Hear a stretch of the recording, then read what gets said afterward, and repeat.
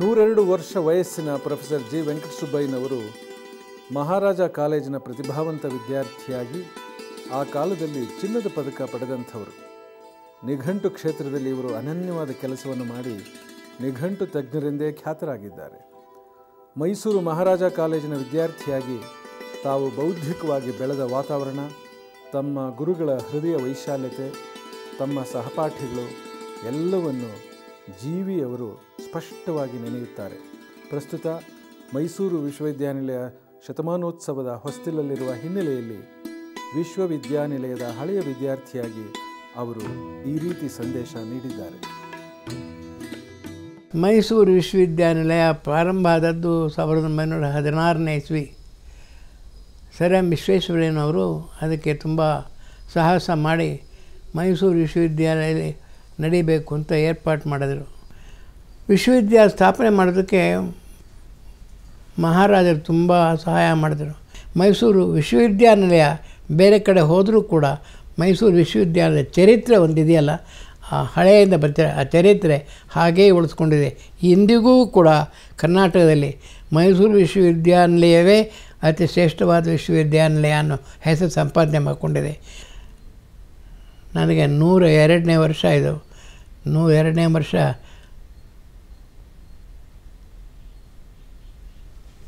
ಬಹುಶಃ 1933ರಿಂದ ಹಿಡಿದು ಇವತ್ತಿನವರೆಗೆ ಮೈಸೂರು ಕಾಲೇಜನ್ನು ನೆನಪು ಮಾಡಿಕೊಳ್ಳದೇ ಇದ್ದ ದಿನ ಇಲ್ಲ. ಅಷ್ಟು ಪ್ರೀತಿ ವಿಶ್ವಾಸ ಅದು ನಮ್ಮ ಮೇಲೆ ಮಾಡಿದೆ.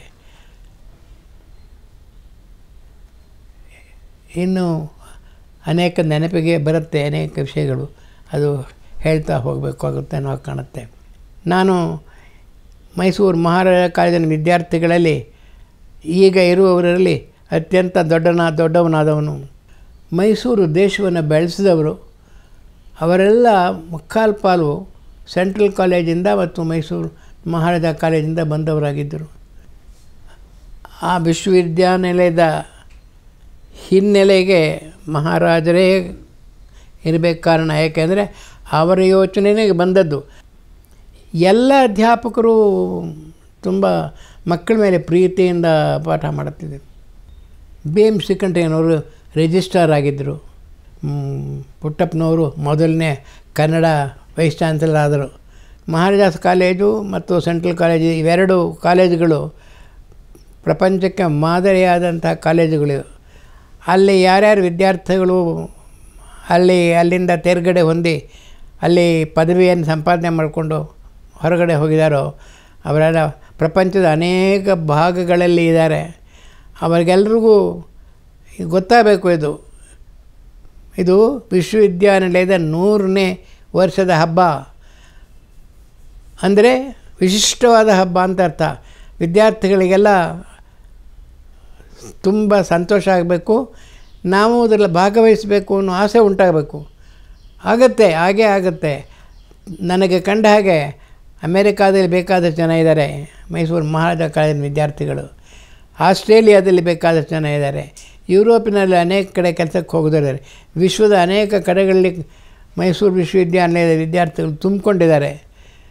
ಆದ್ದರಿಂದ ಈ ಶತಮಾನೋತ್ಸವ ಆಗುವಾಗ ನನಗೂ ಅದರಲ್ಲಿ ಭಾಗವಹಿಸಬೇಕು ಅಂತ ತುಂಬ ಆಸೆ.